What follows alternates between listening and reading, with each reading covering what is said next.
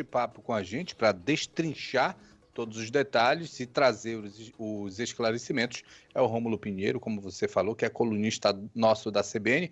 Bom dia para você, Rômulo, tudo bem? Muito bom dia, meu caro Salgado, muito bom dia, Gilmar Prete, sempre à disposição aqui para ajudar nossos ouvintes. Ô, Gilmar, eu queria que você... Gilmar já, Rômulo, queria que você começasse falando sobre o caso do Daniel Alves para o nosso ouvinte que está acompanhando a gente, que porventura não saiba ainda dos detalhes. E, Rômulo, rapidinho antes do Rômulo falar da pergunta, só para identificar aqui também que a Lorena Lima está participando da nossa conversa, né, Salgado? A Lorena vai entrar aqui nessa conversa, então pronto. Me avisa, Lorena. Não Lorena, me bom deixa dia para assim você, Lorena. Escuro, gente. Eu já estava vendo o ombro dela ali. Pois é, eu também. Já estava de stand-by. Bom dia, Salgado, Bom Gilmar, dia, Rômulo, tudo bem? Agora sim, então. Vamos lá, Rômulo.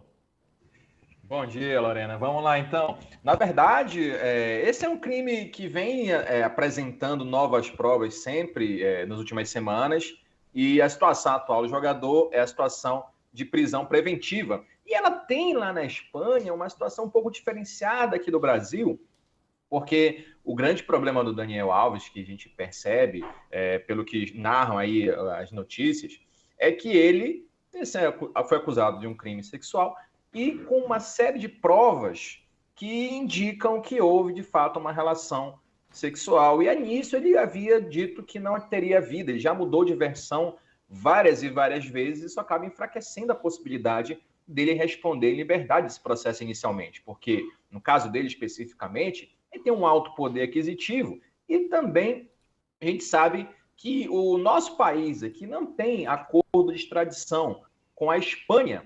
E essa é uma das principais razões pelo qual a justiça espanhola não autorizou ainda a retirada, a saída do jogador da prisão com a famosa tornozeleira eletrônica, né? Tendo em vista que o Brasil, se ele vier ao Brasil, o Brasil não tem esse acordo, esse protocolo internacional, esse pacto de cooperação judicial com a Espanha, então ele ficaria por aqui assimilar ao caso, seria bem similar ao caso do Robinho, né? E, inclusive, essa semana a Itália pediu que fosse cumprida a pena lá da Itália, fosse cumprida aqui no Brasil. Então, essas dificuldades internacionais, desses acordos onde não são firmados, é que acabam dificultando essa saída aí do Daniel Alves à prisão. E porém, aqui com um pormenor, pessoal, que lá na Espanha, diferentemente aqui do Brasil, lá na Espanha a pessoa pode ficar preventivamente presa por até 2 anos. Aqui no Brasil a gente não tem um prazo específico, mas enquanto durar um risco, a pessoa fica presa, só que geralmente não fica esse prazo todo. O julgamento, ele tende, em alguns casos, a maioria dos casos, a acontecer antes. A sentença do primeiro grau acontece antes desse prazo. E lá, pelo que a gente anda acompanhando da notícia de lá, acaba durando até um bom tempo o julgamento. Então, a situação é difícil demais, houve muitas mudanças de versão, cada dia uma prova nova, que vão dificultando ainda mais a ação da defesa do jogador.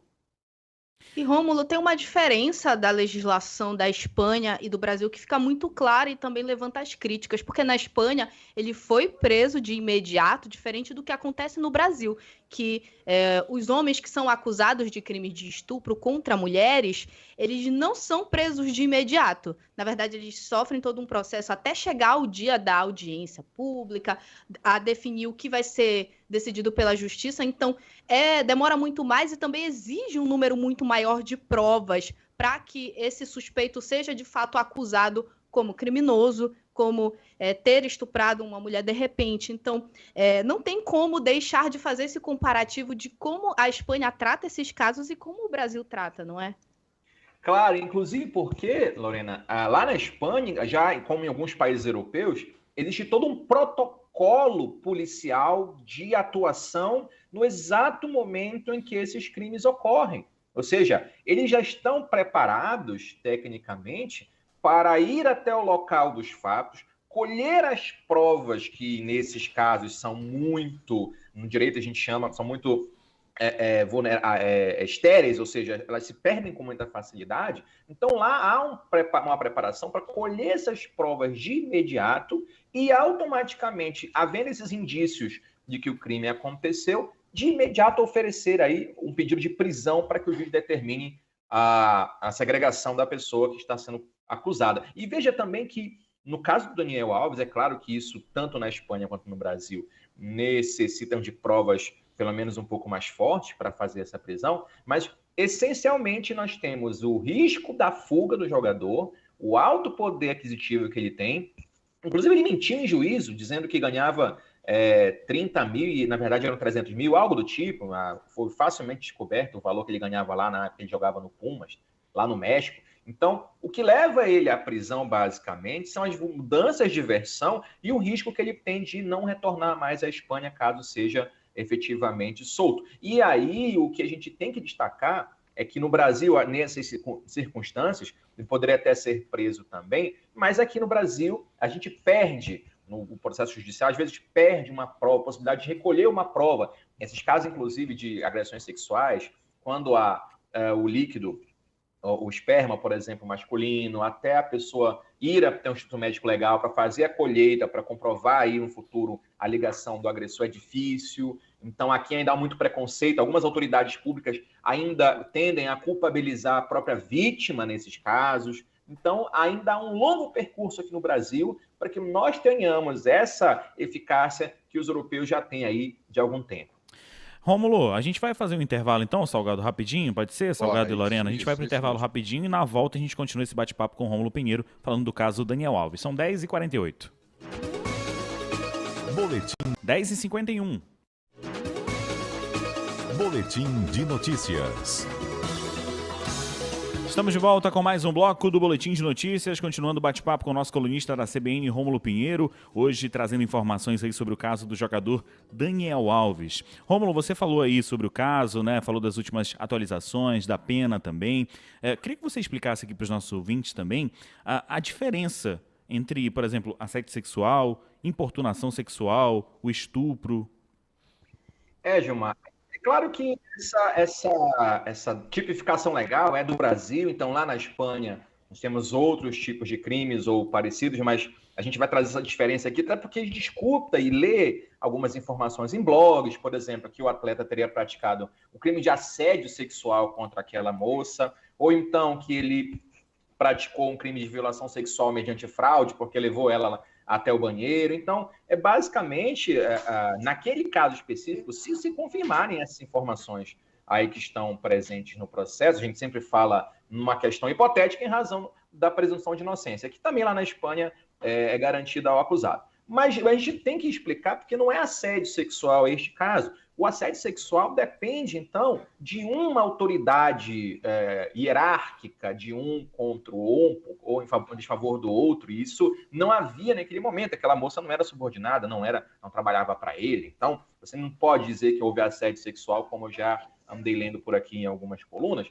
ou então que houve uma violação sexual mediante fraude, porque ela teria sido enganada e ia até o banheiro. Pelo que consta nas informações aí, até que tecnicamente não, ela foi levada até o banheiro, mas lá ela foi forçada a entrar no banheiro e aí forçada a ter atividade sexual. Então, claramente, essa conduta aqui no Brasil seria tida como o artigo 213 lá do Código Penal, que é o típico estupro, que vai de pena de 6 a 10 anos, porque ela foi constrangida, ou seja, ela foi obrigada a praticar uma relação sexual mediante a violência. Né? Não, e, salvo engano, há informações que ele agarrou pelo braço, empurrou, etc., e aí nós temos a caracterização da violência, e ainda que assim não fosse, a grave ameaça também estaria caracterizada, e o crime é de estupro. No Brasil, nós tivemos uma mudança recente, ou seja, em 2018, nesses crimes. Antigamente nós tínhamos a questão da importunação ao pudor, e houve uma mudança considerável no Brasil, tornando mais graves essas penas,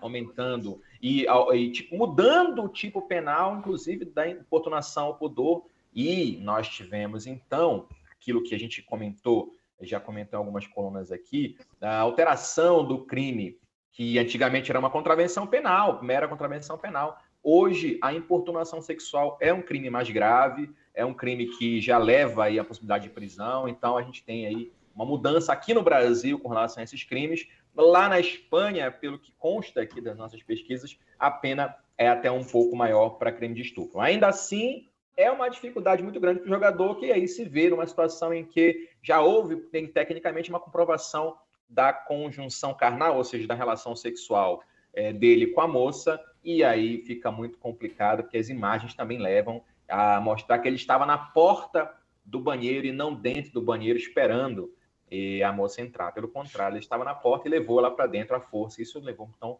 à necessidade de prisão preventiva do jogador, pelos motivos que a gente comentou mais cedo. Ô, Rômulo, isso me lembra, já teve casos principalmente em Copas do Mundo, de jornalistas mulheres estarem fazendo uma participação ao vivo e vir um jogador por trás, dar um beijo. Isso aí é caracterizado como assédio? Tem punição para isso? Pois é, Salgado, isso é muito importante. Jornalista, então, sofre, né, demais com isso. Essa semana teve um caso de um jornalista, um homem, né, lá na Bahia, que a moça o beijou lá na hora do show, etc. Eu vi essa semana.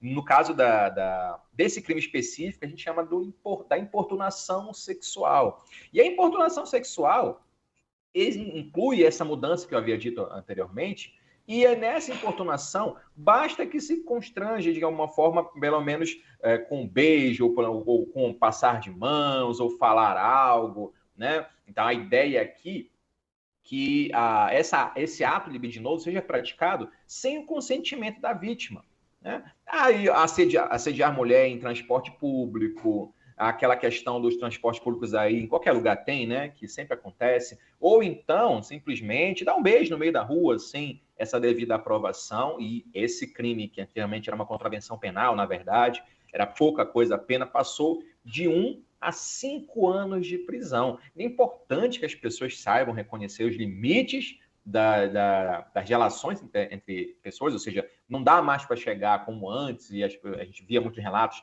a pessoa pegar pelo braço, puxar e apalpar as partes, que no direito chama de partes pudentas da vítima. Isso já hoje tem uma complicação muito grande, com penas consideráveis para quem acha que isso não acontece mais.